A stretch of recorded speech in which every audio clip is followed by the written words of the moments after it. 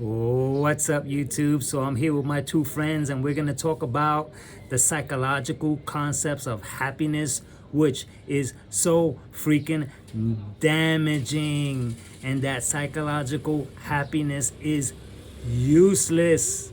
I'm going to use my friends so I can demonstrate with this role play what we do with happiness psychologically, and I'm going to explain after the role play. Okay, let's get to it. Hey, do you want to be happy? Yes, I want to be happy. So what makes you happy? Oh, I don't know. Oh, if you want to be happy, you can just be happy. But how can I be happy? Oh, just seek happiness. Or you can look for happiness. Really? All I have to do is look for happiness? Yes, and don't worry, baby. If you can't find happiness, happiness will come to you. Oh, wow. So now I'm gonna look for happiness. Yes, and don't forget that happiness is right around the corner. Okay. So maybe I'll be a doctor to be happy. You can do that. Maybe I'll be a rapper to be happy. You can do that. Oh, why, you can do anything you want to be happy. Happiness is up to you. Oh, really? Yes, and make sure nobody takes your happiness away. Oh my God, and how about God? Can He make me happy? Oh, God can make you happy too. And how about a wife or husband? Will they make me happy? Yes, getting a wife and or a husband will make you happy. What about more money? Yes, money can make you happy. Oh, so then why do they say money can't buy happiness? Oh, that's because it's true. If you don't have money, you can't be happy, because money is what you need to purchase every single thing in this entire world. And so if you're broke, you're not going to be happy. So then you need money to be happy, and you got to have a lot of money, and you got to have more money. And so this means that I have to go out and always make money. Yes, you always have to make money. And then why people are fighting so much? People are fighting because they are not happy. But you said in the beginning that you can be happy. Yes, but later on they want more happiness, and more and more and more. Oh, so they want more and more. So happiness never ends. It's continual. Yes, happiness is continual. Okay, and so oops, I'm confused. Who are you and who are me? What's going on here? So, I did that little role play because that's freaking life, man. If you take a look at what's happening, is always this kind of pursuit for life, this thing for life, this kind of, if you want to be happy, you do this, and you ought to be happy because you deserve to be happy. And so, happiness is around the corner. And so here's the 10 steps to happiness, and you can find the happiness. And so what happens is that we're perpetually going in this freaking cycle of what it is to kind of obtain this kind of happiness, but it's all happening psychologically. And while it's up in the mind, we're missing out what's actually really happening in our actual lives. It's like you could take a look at this freaking example, that a child that's freaking exuberant and has so much agility naturally, like at 4 and 5 years old, and they're ready to freaking run and play. Their mind is not contaminated. And then some adult, their brother or sister, at some point will tell them that they need to work and do this and pursue their dreams in order to be happy, as though they weren't happy there and then. It's almost like the child will say now, to be happy, what they will interpret it as, this actual being that's only 4 or 5 years old, that's running around, that's so freaking delightful, and that reacts to his emotions without identifying them, without saying what it is. He's just a pure being. A child is a pure being. And then some kid is gonna be, well, what do? You get a job, you get married, you have children, and you get a house, and you live happily ever after. And so that's the pursuit that we all throw ourselves into. And what happens is that while that pursuit is all psychological, because you can see out there by easily seeing, scanning your own self with your own environment, with the people that surround you, the conversation never ends.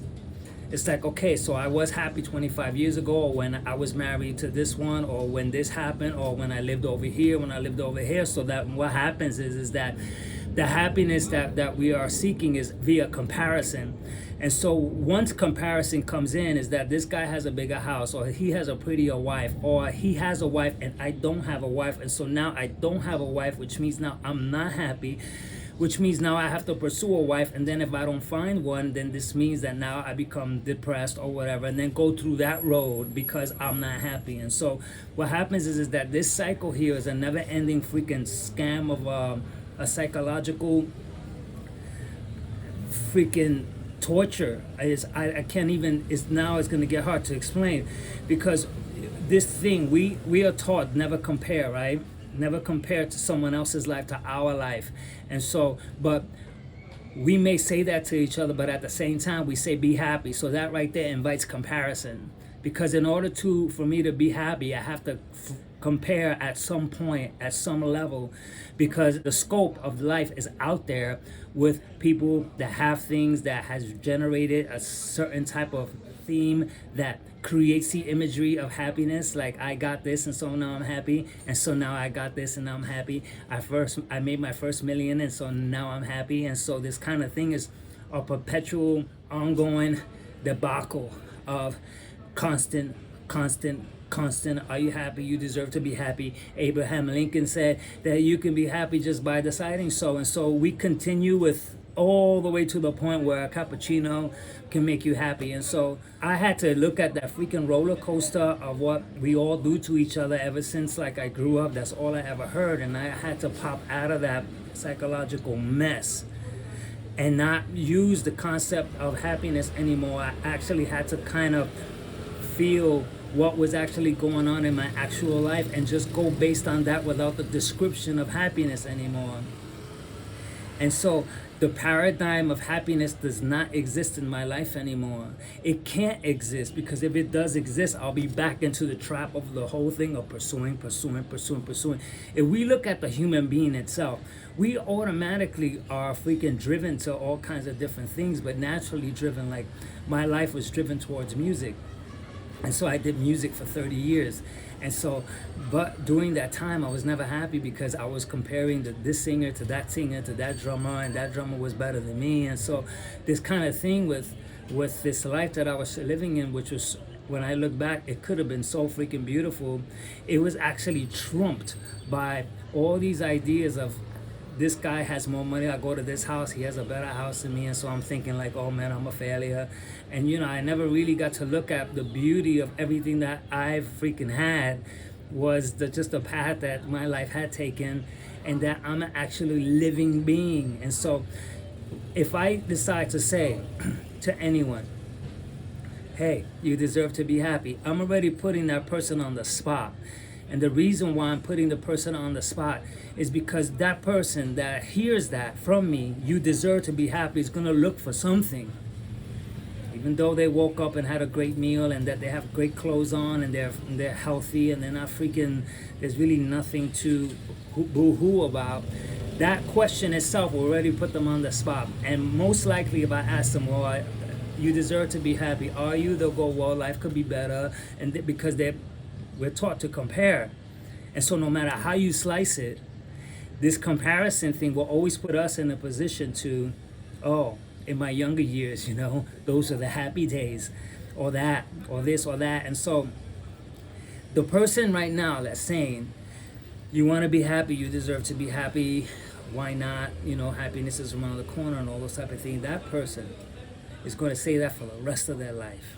And I said, I'm not going to do that. I'm not going to live on that accord anymore, because I see what's happening. Of like, just do a little scan. You can see the things that are going on with entertainers, that they're all freaking all like, you can see it. And so that's all psychological, because they can be, if they really, really just let go of that freaking paradigm of you're not happy and I need to be happy. And the necessity, the need to be happy immediately puts us back into the freaking realm of discontent, because now I need to be happy. The minute someone says I need to be happy, is because they're not happy. And so what happens is the comparison kicks in again. And why do you need to be happy? Or because, I thought I was happy with you, but I'm not. That's a comparison right there, because what the expectations from the person or whatever it is that they expect has not been met. And so now the circle of I need to be fulfilled and be happy, which no one really expresses what that actually really is. And so now I go off with another guy, go off with another girl, because I need to be happy. I needed to feel good. And so did it really happen, or is it this perpetual thing that's just going to go in circles? And so when I looked at that, I said that the problem here is that we have accepted the paradigm of happiness. We live in it, but not me. I got out like 5 years ago. The first thing I told a friend of mine, he didn't even understand what I was doing. I told him happiness, that whole concept is out. He said, you can't take happiness out the dictionary. It's like, I knew it right there, that he was glued to the whole prospect of happiness. And that I couldn't even explain it to him like the way I'm explaining it now, because you would think, because we're so freaking contaminated with words, that if I say I'm not going to live in that paradigm, then I must be miserable.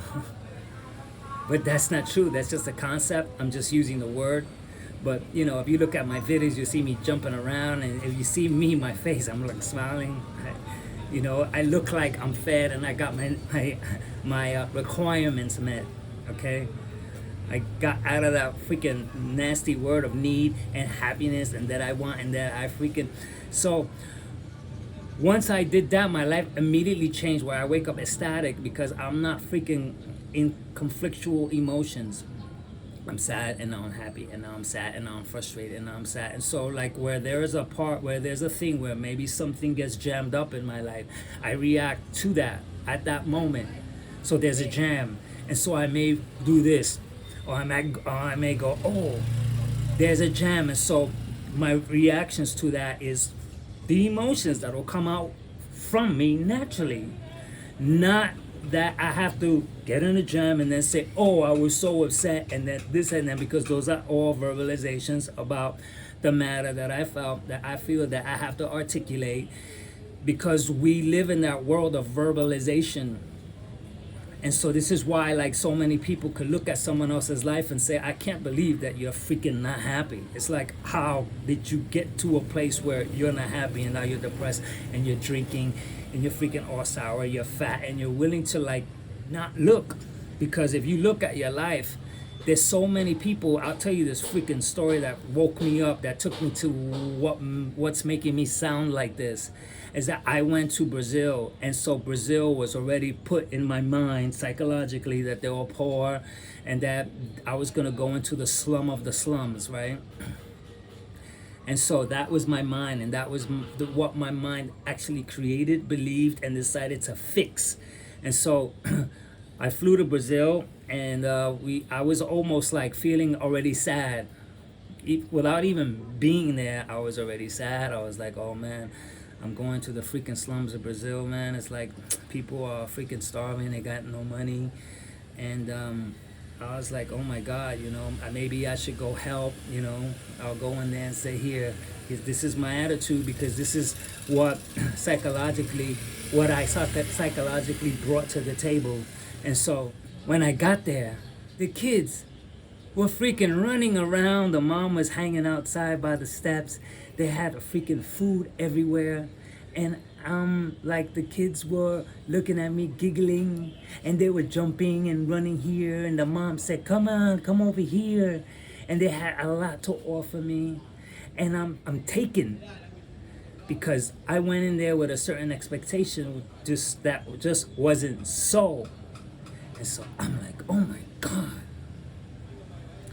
this is something for me to really take a look at, because have I not gotten there, if I never went to the slum of the slums, I would never experience that these people are just okay. And they're okay with their okayness, but I saw that.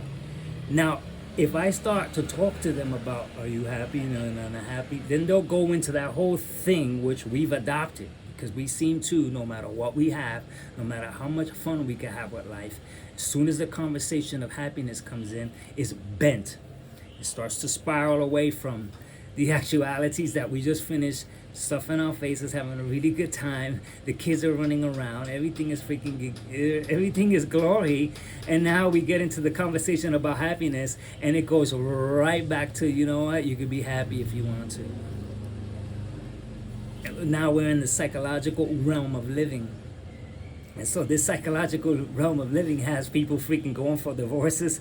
They're getting sick from it, because what happens is that when you're sad, the cake makes you happy, the cake makes you sick, and you end up having to deal with medications in hospital, all because of this freaking chase for happiness. And the chase is entirely psychological.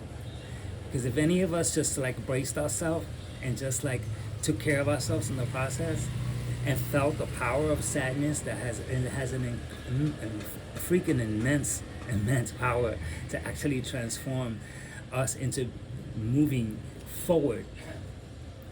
Frustration also has that same freaking power. If you look at the power of frustration and you sit with it, you can actually do, if you can see it now and someone's really angry, how much energy they can freaking, they can call freaking amount of energy through their anger. That's freaking incredible.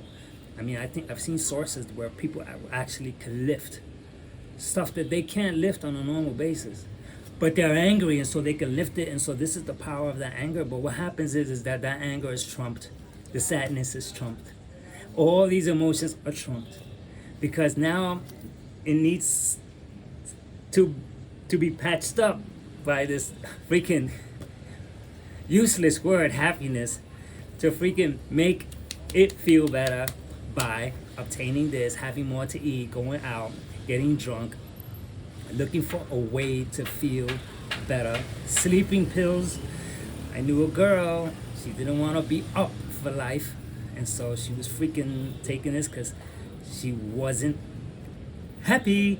Although I can remember she had everything and anything that anyone could normally have in a freaking normal daily life. We all have it. And it's like, God, man, I want to go like this because it never ends. It's like I just saw a clip right now where someone says this girl is not happy and I'll never be able to make her happy. And so look at the you happy? What can I do to make you happy? Well, I'm empty. This is why I use this thing for an example. Because when I see what's going on, I can already predict what someone's going to say the minute I open up the conversation about happiness. And it's all psychological. And we can be sitting in the most fanciest restaurant and miss it.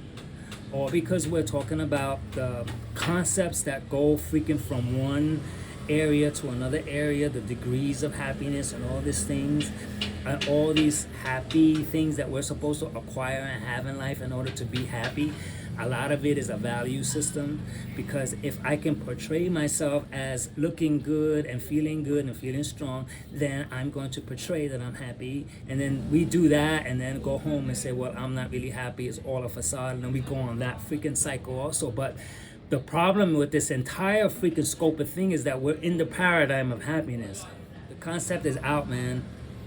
I haven't used the concept of happiness, and I never will, because I don't want to reside in that trap of you're not happy and why you're not happy. The millionaires are doing it. If I see the millionaires doing it, and I'm not a millionaire, and I see that they're freaking battling with happiness, and then I go to the slums and they're freaking jumping around, and there seems to be making the best out of life. And so what's going on? Why should I continue to maintain the spiel of happiness? Why should I even allow that to live within my scope of living? I mean, it's freaking like perhaps the dumbest concept that we've embraced, and we're willing to fight over it. I'm gonna fight for my happiness. and happiness coincides with freedom, and then it becomes a bigger mess because it's the freedom that you decide that you think that's free, that because of this, and now that's free because I'm not free. And so it's all personal. It's all like what you want and what makes you happy. And so now what is it? What can I do now to make you happy? And you get the war between two people trying to make each other happy. And this make each other happy means that they're not freaking happy. No one needs to make me. They don't need to make me. Like, you make me. Like, I means I wasn't, so now you made me. And I meet this girl now and she made me happy. No, I'm joyful and then I enjoy the sunset. And so it's not an addition. I'm already cool. Wow, what's your name? Wow, we're having a great time. That's good. You want to go here? You want to go here? You want to go here? But it's the same when I walk away. She left now. I'm not happy. Now she's not there. So the absence of something now is back to I'm not happy. And when I have, I'm happy. When I don't have, I'm not happy. And so that whole freaking thing is just the verbalization that we were taught and carried out, and it's out.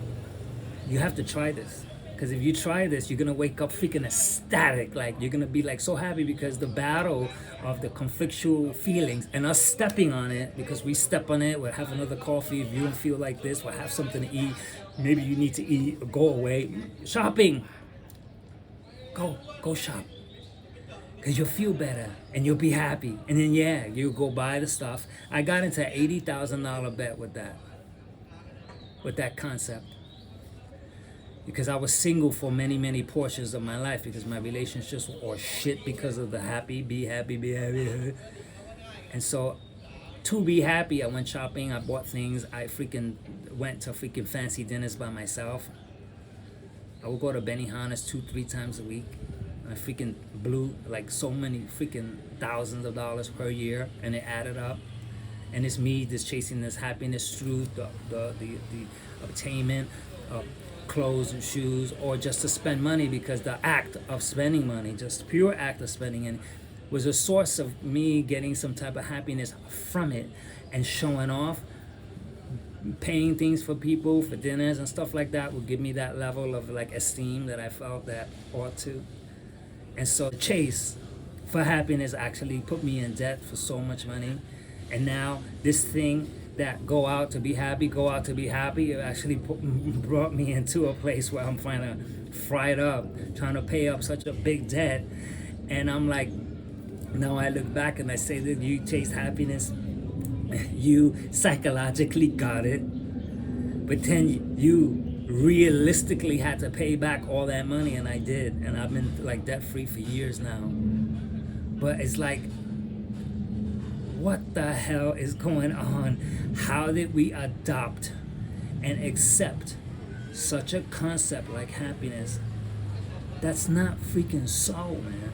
It's just not freaking so. And backing it up, like, yeah, man, it's all about happiness, is even worse, because I'm gonna stand in that position, I'm gonna praise it, and I'm gonna actually freaking put it out there to you, to some kid. You think now, after everything I said, that I would dare tell a kid that's like this and exuberant, you know, you're going to be happy. That's already saying he's not now. You get a good job, you get a wife, and then you be happy. I can't even fathom telling any kid for any reason, doctor, this, that, actor, nurse, superstar, to tell them that from that point, you get happy. Now you happy. It's freaking sickening. Like, I can't absorb it anymore. And so now that I see it this way, I can just see people driving themselves right into the freaking well of misery. Spending so much money on this, with making this person happy and then making that person happy, because you gotta be happy, and if you're not happy, then they're not happy, and it goes over and over and over until this freaking place where I said, nope, I'm going this way, and I'm not going into a direction of another type of happiness, because it's the same thing. I'm actually dropped the entire paradigm of all the feelings. Like, I don't freaking let emotions cross my mind and then define them and say, this is what I'm feeling today and this is what I'm feeling yesterday, bro, and oh my god, you know, all that stuff is freaking entirely out. And so like even now I'm getting this rush of freaking, I'm gonna call it exuberance or freaking agility, because I can see that, because I see it so freaking clearly. My body is freaking free, like, but a different type of freedom where there's nothing to obtain, there's nothing to try to live up to. I work and I exercise, I do those things, and I'm not gonna freaking chase psychological happiness ever again. And so I hope I made you go like this, because I'm like this about what I'm saying. And I guarantee, chase happiness. Go ahead. Say, oh, you need to be happy because, you know, life is about happiness. Go ahead. And then listen to the things that I said. A little bit of the examples, and see if it could all put together a new freaking, not paradigm, not way, not direction, not motive. You just become a living being. And the living being is just an expression that you cannot explain. It's an experience that is, you can't explain it with, oh, now I'm happy, oh, no, I'm not happy. And so, catch your next video.